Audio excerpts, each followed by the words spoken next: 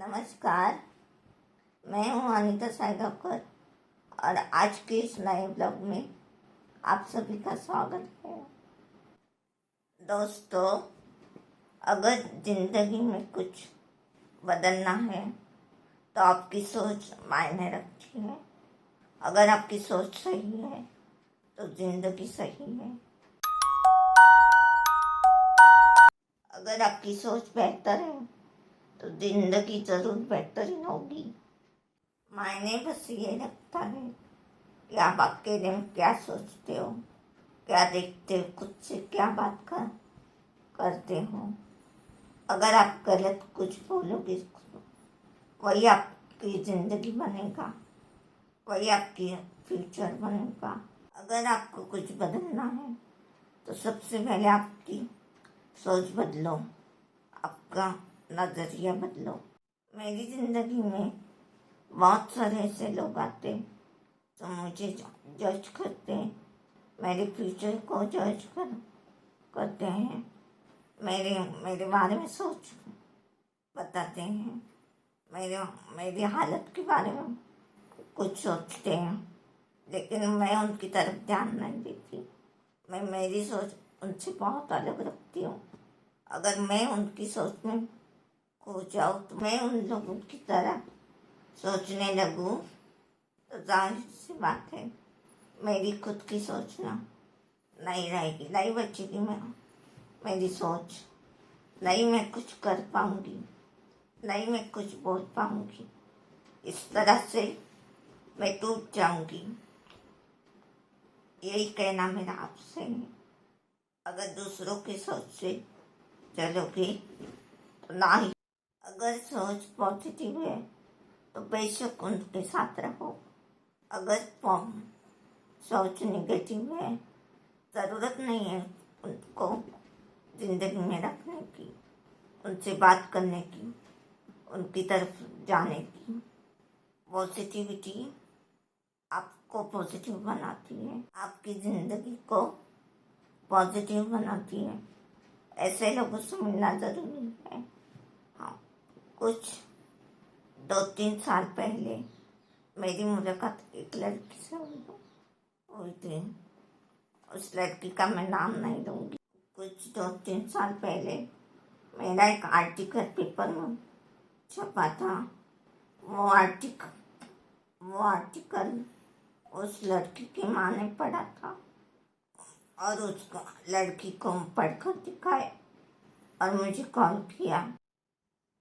वो आर्टिकल पढ़कर उस लड़की की माँ ने मुझे कॉल किया और वो बोली, मेरी एक बेटी है, वो जन्म के 3 महीने बाद उसने कुछ हलचल नहीं की है, ना ही वो चल सकती है, ना ही वो बोल सकती है, ना ही कुछ खा सकती है।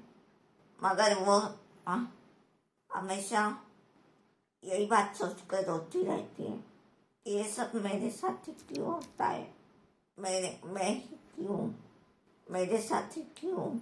उस लड़की ने मुझसे मिलने की जिद की।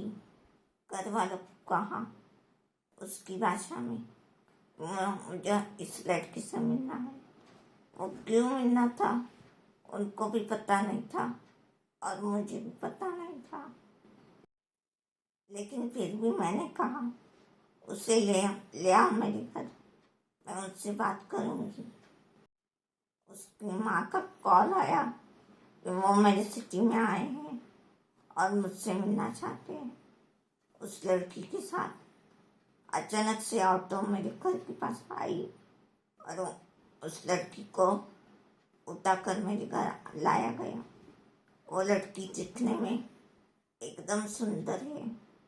उसकी उम्र 20 साल थी उस वक्त, लेकिन उसको देखकर ऐसा लगना गलत था कि वो कुछ कर नहीं सकती और चल नहीं सकती या बात नहीं कर सकती।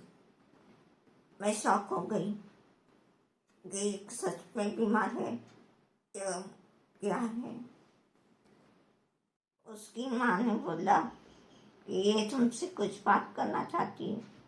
उस लड़की को मेरे पास बिठाया और उससे मैंने पूछा कि तुम क्या बात करना चाहती हो। जैसे कि हम हमारे यहाँ मराठी में बात करते हैं, मराठी में उसको पूछा तुम मुझसे क्या बात करना चाहती हो।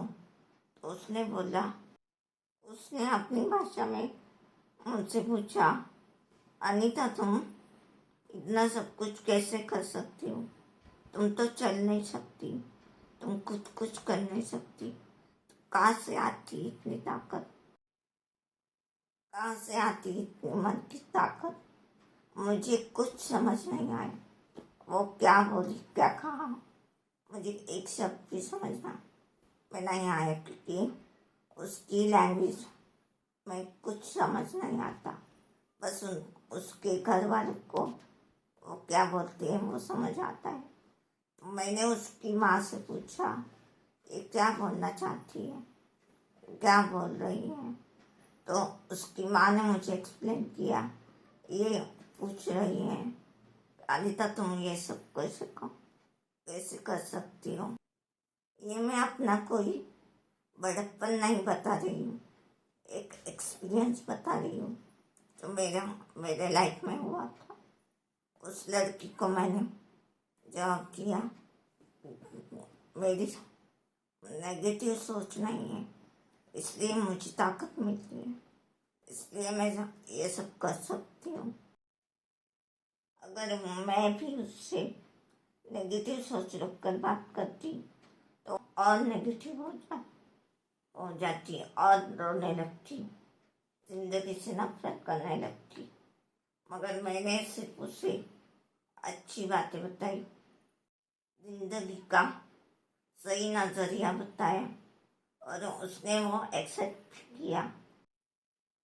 और आज वो लड़की 3 साल बाद नजदीक लेके चल सकती है। मैं ये नहीं कह